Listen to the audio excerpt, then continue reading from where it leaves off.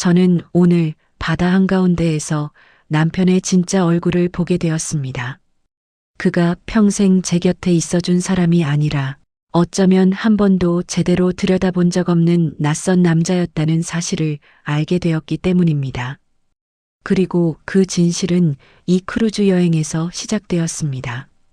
은빛 난간 위에 걸려있던 팔찌 하나가 모든 비밀의 열쇠였습니다. 시청자 여러분, 이야기 시작 전에 구독과 좋아요는 큰 힘이 됩니다. 여러분의 한 번의 응원이 제 이야기를 더 많은 분께 전할 수 있게 합니다. 부탁드립니다. 저는 올해 69살 정혜진입니다. 평생을 함께 살아온 남편 박도윤과 함께 처음으로 호화 크루즈 여행이라는 것을 떠났습니다. 자식들도 모두 결혼하고 손주들도 제법 커서 우리 부부가 오랜만에 부부만의 시간을 가져보자며 설레고 들뜬 마음이었습니다. 남편은 제가 결혼하고 처음으로 이렇게 밝게 웃는 모습을 보았다고 말할 정도였습니다. 그런데 지금 돌아보면 그 미소는 설렘이 아니라 불안과 비밀을 감추기 위한 억지 미소였다는 생각이 듭니다. 우리 둘만의 여행이라고 믿었던 그 여행에서 남편은 이미 다른 사람을 보고 있었고 저는 그것을 너무 늦게야 깨달았습니다. 크루즈가 항구를 떠난 첫날 라운지에서 음악을 듣고 있는데 남편은 갑자기 누군가에게 손을 흔들며 다가가더니 마치 오래전 잃어버린 첫사랑을 만난 듯 환하게 웃었습니다. 저는 남편이 저렇게 수줍게 웃는 모습을 결혼 초 이후로 본 적이 없었습니다. 그 웃음은 낯설고 어딘가 서늘했습니다. 남편이 다가갔던 사람은 우아한 분위기의 여성이었습니다. 짙은 남색 원피스에 나이를 잊게 하는 고운 미소를 가진 사람이었지요. 남편은 그녀를 본 순간 눈빛이 반짝였고 마치 오랫동안 기다려온 사람을 만난 듯 굳은 어깨가 단숨에 풀리는 듯 보였습니다. 혹시 김윤경 씨? 남편이 떨리는 목소리로 말을 건넸습니다. 그녀는 가볍게 고개를 기울이며 부드럽게 미소 지었습니다. 저를 아세요? 남편은 대답하지 못하고 잠시 허공을 바라보았습니다. 그리고 그날부터 남편의 이상한 행동이 시작되었습니다. 저는 처음엔 대수롭지 않게 넘겼습니다. 새로운 사람을 만나면 누구나 조금 들뜰 수 있다고 생각했습니다. 하지만 남편이 라운지에서 그녀를 마주칠 때마다 젓가락을 내려놓고 자리를 비우는 모습, 제가 말을 걸어도 듣지 못한 듯 허공을 바라보는 모습, 그리고 밤마다 갑판에서 휴대폰을 붙잡고 낮게 통화하는 목소리까지 그 모든 순간들이 하루하루 제 마음에 작은 돌멩이처럼 쌓였습니다. 무슨 일이지? 이 사람 왜 이러지? 설마 하는 마음과 불안한 감정 사이에서 흔들리며 남편을 지켜보는 제 가슴은 점점 굳어져 갔습니다. 특히 어느 날 남편 방에서 떨어진 영수증 한 장을 보았을 때 제 심장은 크게 흔들렸습니다. 객실 1107호, 고급 와인 3병, 결제자 박도윤. 그리고 그 아래 적힌 작은 문구. 잔금 예정일 조율 바랍니다. 잔금? 남편은 사업을 접은 지 오래입니다. 우린 더 이상 돈이 새어나갈 곳도 잔금을 치를 일도 없어야 합니다.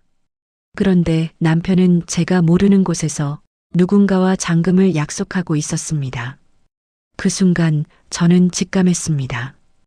이 크루즈는 여행이 아니라 남편의 비밀을 드러내기 위한 거대한 무대라는 것을, 그리고 저는 아직 몰랐습니다.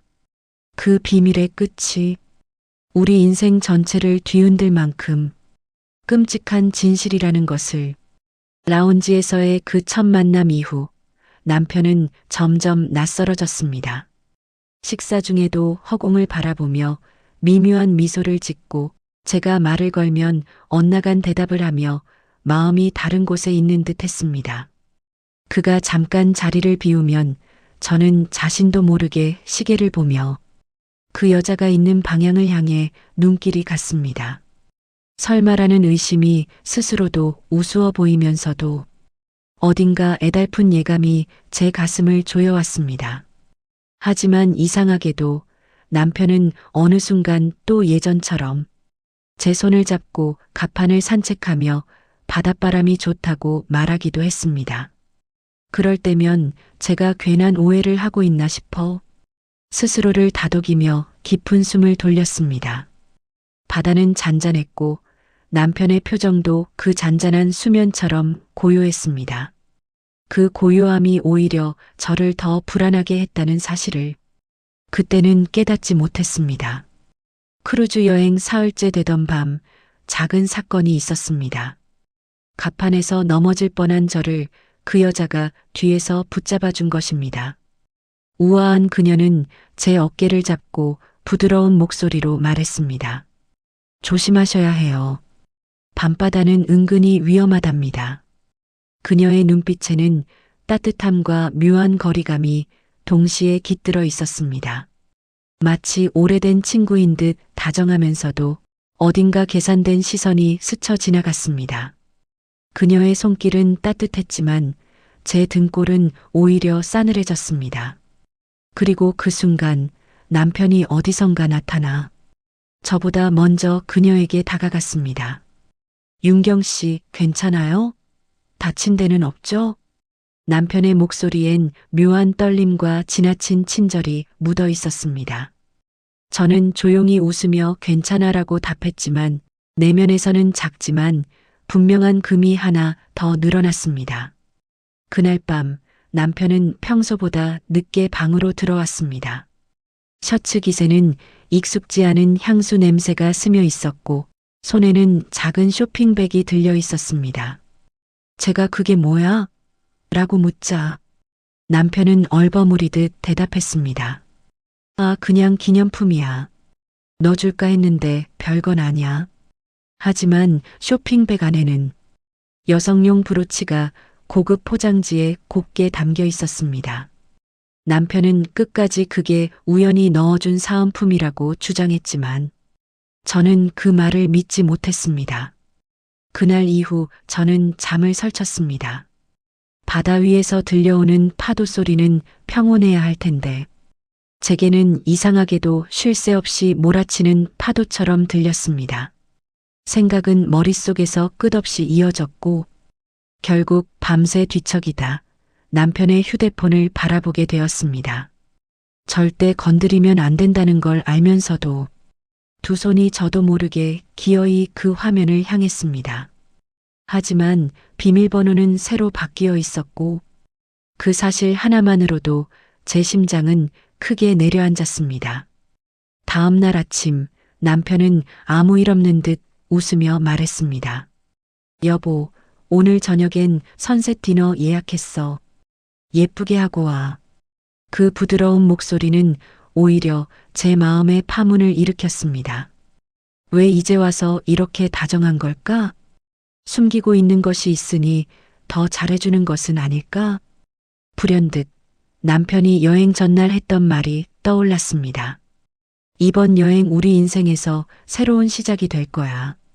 그 말의 의미가 이제야 조금씩 다른 색깔로 다가왔습니다. 남편의 손길은 따뜻했지만 그 손끝엔 낯선 그림자가 드리운 듯 했습니다. 저는 그 그림자의 정체를 밝혀야 한다고 마음먹었습니다. 무엇이든 괜찮습니다.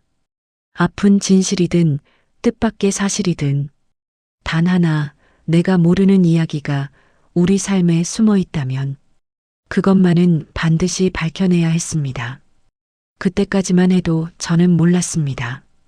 남편의 이상한 행동들이 단순한 외도나 감정의 흔들림이 아니라 우리 인생 전체를 통째로 뒤흔들 거대한 파도의 전조라는 것을, 그리고 그 파도는 이미 제 발 아래까지 밀려오고 있었습니다. 남편은 그날 저녁 선셋 디너를 마치고도 쉽게 자리에 앉지 못했습니다. 잔에 담긴 와인을 기울였다가 멈추고 다시 내려놓았다가 또 손가락으로 굴리기를 반복했습니다. 평소 술 한 잔에도 얼굴이 붉어지며 수다스러워지던 사람이 그날만큼은 유난히 말이 없었습니다. 저는 그의 옆모습을 가만히 바라보며 마음속에서 조용히 묻고 있었습니다. 당신 나한테 무슨 말을 숨기고 있나요? 해가 지고 어둠이 바다 위로 천천히 내려앉을 때 갑판 아래에서 잔잔한 파도 소리가 사방으로 퍼지고 있었습니다. 그 잔잔함 속에 남편은 갑자기 자리에서 일어나 바람 좀 쐬고 올게라며 서둘러 자리를 떠났습니다. 저는 남편의 뒷모습에 어떤 망설임도 남기지 않고 일어났습니다. 오늘은 따라가야 한다는 마음이 제 발을 스스로 움직이게 했습니다. 남편은 엘리베이터 대신 계단을 택했습니다. 마치 누군가에게 들키지 않으려는 듯 발걸음을 최대한 조심스럽게 옮기고 있었습니다. 그 모습을 멀찍이 뒤에서 지켜보는 제 가슴은 뛰는 것인지 찢어지는 것인지 분간도 되지 않았습니다. 남편은 9층 갑판 끝자락 인적이 드문 구역에서 멈춰 섰습니다. 그곳은 야간 조명이 약하게 깜빡이는 곳으로 사람들이 잘 찾지 않는 장소였습니다. 저는 난간 뒤쪽에 몸을 숨기고 긴 숨을 죽였습니다. 그리고 남편이 전화기를 꺼내 귀에 가져다 대는 모습을 보았습니다. 나야. 응, 잘 지내고 있어. 걱정하지 말라고 했잖아. 내일까지는 끝내서 넘길게. 그 말에 제 숨이 턱 막혔습니다. 누가 남편에게 무엇을 넘기라고 한 것인지, 그 끝낸다는 표현이 무엇을 의미하는지, 모든 생각이 한순간에 뒤엉켜 머릿속에서 거친 파도처럼 부딪혔습니다. 남편은 계속해서 낮은 목소리로 말했습니다. 아내는 아무것도 몰라. 응, 그렇게만 되면 우린. 그 다음 말은 들리지 않았습니다. 갑자기 불어온 바닷바람이 소리를 삼켜버렸습니다. 그러나 전 이미 그 앞부분만으로도 가슴 한가운데 서늘한 손이 꽉 움켜쥐는 듯한 충격을 느꼈습니다. 남편은 분명 제가 모르는 누군가와 밀접한 관계 혹은 거래를 하고 있었습니다. 전화를 끊은 남편은 주변을 두리번거리며 마치 누군가를 기다리는 사람처럼 갑판 난간에 기대 서 있었습니다. 저는 그 순간 그에게 다가가 진실을 물어보고 싶었지만 이상하게도 다리가 움직이지 않았습니다. 진실을 듣는 것이 두려웠습니다. 진실이 제 인생을 통째로 바꿔놓을 것 같은 예감이 이미 제 안에 자리를 잡고 있었기 때문입니다. 그때 멀리서 하늘색 스카프가 바람에 나부끼며 나타났습니다. 그녀였습니다. 김윤경. 남편이 지나치게 친절하게 굴던 그 여자. 그녀는 어두운 조명 아래서 허리를 살짝 숙이며 남편에게 다가왔습니다. 늦으셨어요. 기다리고 있었어요. 남편은 그 말에 잠시 머뭇거리더니 조심스레 그녀에게 작은 쇼핑백을 건넸습니다. 그 쇼핑백은 제가 전날 밤 남편의 방에서 본 것과 포장 상태까지 똑같았습니다. 그 장면을 보는데 제 귀에서는 갑자기 바다소리가 멀어지고 남편의 목소리와 그녀의 웃음만이 선명하게 들렸습니다. 회를 먹던 식탁에 퍼져 있던 조용한 음악, 남편과 나누던 작은 대화들, 그 모든 것들이 하얗게 지워지는 느낌이었습니다. 이건 약속한 대로예요. 남편이 떨리는 목소리로 말했습니다. 약속? 대체 무슨 약속인가요? 남편은 그녀와 어떤 관계였던 걸까요? 단순한 호기심, 작은 감정의 흔들림. 그 정도가 아니라면? 혹시 더 깊은 문제, 돈, 협박, 빚, 혹은 무언가 숨기고 싶은 과거? 바다 위의 바람이 갑자기 더 차갑게 느껴졌습니다. 그리고 저는 깨달았습니다.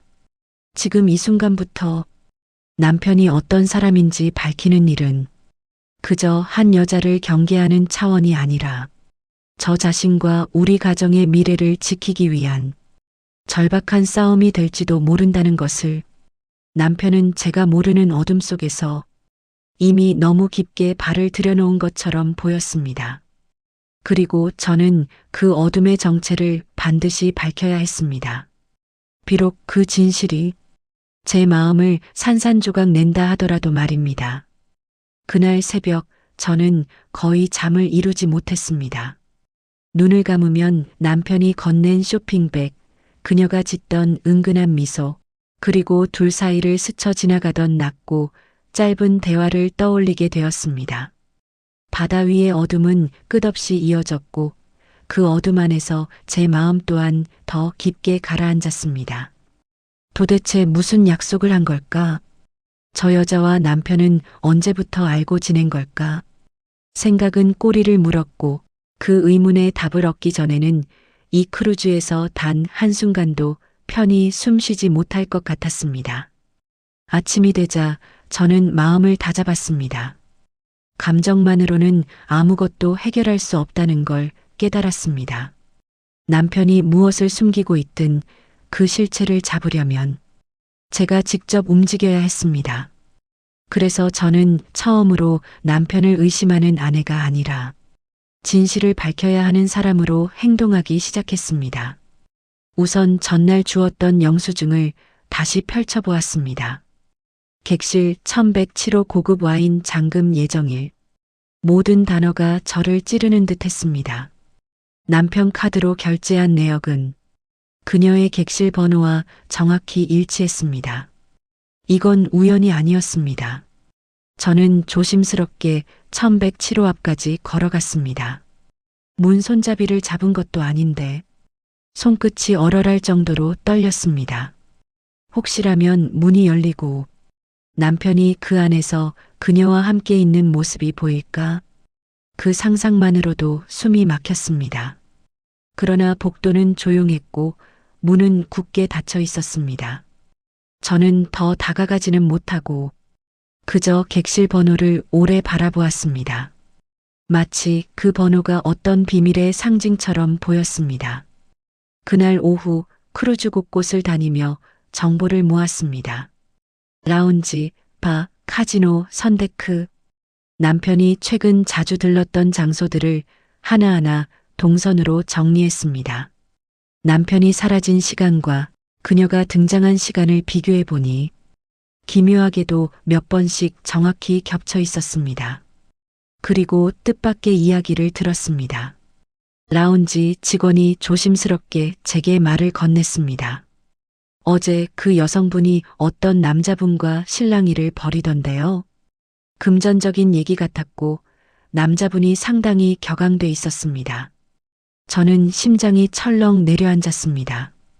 그 남자가 남편인지 확인할 수도 없었지만 남편의 조급해 보이던 행동들이 순간적으로 떠올랐습니다. 그녀가 다른 남자와도 금전 얘기를 하고 있었다는 사실은 상황을 더 복잡하게 만들었습니다. 그날 저녁 남편은 늘 하던 것처럼 제 앞에 편안한 척 앉았습니다. 하지만 그의 손끝은 계속 떨리고 있었고 눈동자는 제 얼굴을 바라보지 못한 채 테이블 위를 맴돌았습니다. 저는 침착하게 웃으며 물었습니다. 여보, 요즘 어디 아파요? 손이 많이 떨리네. 남편은 번개처럼 손을 무릎 위로 숨기며 말했습니다. 아니야, 그냥 좀 피곤해서 그래. 그의 말은 거짓말처럼 가벼웠고 그 가벼움이 오히려 그의 죄책감을 더 선명하게 드러냈습니다. 그때였습니다. 종업원이 남편 앞에 조용히 봉투 하나를 내려놓았습니다. 남편은 깜짝 놀라며 봉투를 재빨리 주워 자켓 안으로 숨겼습니다. 그러나 아주 잠깐 동안 제가 본 봉투의 글씨는 저를 얼어붙게 만들었습니다. 인도 서류 확인 요청. 남편은 그 봉투를 들고 급히 자리를 일어섰습니다. 저는 그를 뒤따라 나가려 했지만 남편이 돌아보며 말했습니다. 여보, 금방 올게. 잠깐 처리할 게 있어. 그 말 속에 담긴 초조와 두려움. 그건 단순한 서류 문제가 아니었습니다. 남편이 숨기던 이야기가 이제 제 눈앞에서 실체를 드러내기 시작하고 있었습니다. 저는 그 순간 직감했습니다. 남편이 그 여자에게 빠져 있다는 사실보다 더 커다란 비밀이 숨어 있다는 것을, 그리고 그 비밀은 우리 부부의 이야기만이 아니라 남편이라는 사람 전체를 뒤흔들 만한 것이었습니다. 남편은 제가 아는 사람이 아닐지도 모릅니다. 적어도 요즘의 그는 제가 평생 함께 살아온 도윤이라는 이름보다 더 다른 얼굴을 가진 사람처럼 느껴졌습니다. 그리고 그 낯선 얼굴을 이제는 제가 직접 밝혀내야 했습니다. 남편은 서류 봉투를 움켜쥔 채 황급히 걸어갔습니다. 저는 망설임 없이 그 뒤를 조용히 따라갔습니다. 그의 발걸음은 크루즈에서 가장 외진 회의실 앞에서 멈췄습니다. 문틈 사이로 들려오는 목소리에 저는 심장이 멎을 것만 같았습니다. 도윤 씨, 약속은 지키셨겠죠? 그녀의 목소리였습니다. 김윤경. 어둠 속에서 번지던 그 눈빛 그대로 남편 앞에서 떨림 없는 말투로 묻고 있었습니다. 남편은 낮게, 거의 들리지 않을 만큼 작은 목소리로 말했습니다. 아직 완전히는 아닙니다. 완전히 아니라뇨? 시간이 많지 않다는 거 알고 계시잖아요. 그녀의 말은 친절했지만 칼날처럼 차가웠습니다. 저는 문 뒤에서 숨을 죽였습니다. 두 사람의 대화를 듣는 것만으로도 제 마음은 낯선 현실 앞에서 흔들렸습니다. 잠시 후 남편이 말했습니다. 아내가 의심할까봐 조심스러운 겁니다. 하지만 곧 정리하겠습니다. 정리? 무엇을요? 누구를요? 남편의 목소리에서 진심을 가늠할 수 없어 더 두려웠습니다. 그때였습니다. 윤경이 웃으며 말했습니다. 도윤 씨, 우린 거래 관계잖아요. 감정 섞지 말아요. 당신이 받은 돈, 이자까지 갚고 끝내면 되는 일입니다. 돈. 그 단어 하나가 가슴 깊은 곳까지 파고들었습니다. 제가 알지 못했던 남편의 과거가 거기에서 선명하게 고개를 들고 있었습니다. 남편은 어깨를 축 늘어진 채 고백했습니다. 미안합니다. 아내에게만큼은 말하고 싶지 않았습니다. 제가 빚을 쥐고 살았다는 걸. 그 말은 제 심장에 직접 떨어뜨린 돌과 같았습니다. 평생 성실하게 살아온 줄 알았던 남편이 이렇게 깊은 구덩이 속에서 홀로 헤매고 있었다는 사실이 슬픔과 함께 배신감까지 밀려왔습니다. 저는 문을 열고 들어갔습니다. 남편과 그녀는 동시에 놀란 얼굴로 저를 바라보았습니다. 이제 그만 숨겨도 됩니다. 제 목소리는 떨리고 있었지만 눈빛만큼은 단단했습니다. 남편은 입술을 떨며 한 걸음 다가왔습니다. 여보, 설명할게. 당신까지 힘들게 할까봐. 힘들게 한 건 지금입니다. 저는 그의 말을 막았습니다. 왜 혼자 감당하려 했나요? 왜 나를 믿지 않았나요? 남편은 그 자리에서 무너진 듯 고개를 떨궜습니다. 그 모습은 분노보다는 오히려 연민을 불러일으켰습니다. 윤경은 저를 바라보며 말했습니다. 부인께 오해가 있으신 것 같네요. 저는 단순히 채권자일 뿐입니다. 남편분이 돈을 갚지 않으면 제 일도 곤란해지니까요. 그녀의 목소리는 차분했지만 속내를 감추고 있지 않았습니다. 누군가의 절박함을 이용하는 사람의 표정이었습니다. 저는 그녀에게 단호하게 말했습니다. 남편의 문제는 제가 책임지고 해결하겠습니다. 하지만 더 이상 이 배에서 저희를 쫓아다니지 마세요. 거래는 여기서 끝입니다. 그녀는 비웃듯 미소 지었지만 제가 흔들리지 않자 결국 뒤돌아 나갔습니다. 남편은 제 손을 잡고 떨리는 목소리로 말했습니다. 미안합니다. 죽을 만큼 두려웠습니다. 당신에게만은 부끄러운 남편이 되고 싶지 않았습니다. 저는 깊은 숨을 들이쉬며 말했습니다. 부끄러운 건 빚이 아니라 그걸 숨기고 혼자 아파한 겁니다. 우리는 부부입니다. 함께 넘어지고 함께 일어서는 사람들입니다. 그 말이 끝나자 남편의 눈가에서 천천히 눈물이 흘러내렸습니다. 평생을 함께한 사람의 진심은 그 눈물 속에 담겨 있었습니다. 크루즈 여행은 그렇게 비밀과 눈물, 화해의 순간으로 마무리되었습니다. 한국으로 돌아온 뒤 우리는 하나하나 해결해 나갔고 빚도 정리했습니다. 무엇보다 남편과 저는 서로를 다시 바라보는 법을 배웠습니다. 그리고 저는 깨달았습니다. 사람의 마음은 때로 바다와 닮아 있습니다. 잔잔해 보이지만 깊은 곳에는 말하지 못한 파도가 숨어 있습니다. 그 파도는 혼자 맞서면 무섭지만 둘이 함께라면 견딜 수 있습니다. 저는 이제 남편의 손을 예전보다 더 꽉 잡습니다. 그 손 안에서 우리 인생은 다시 출발선을 향해 조용히 나아가고 있습니다.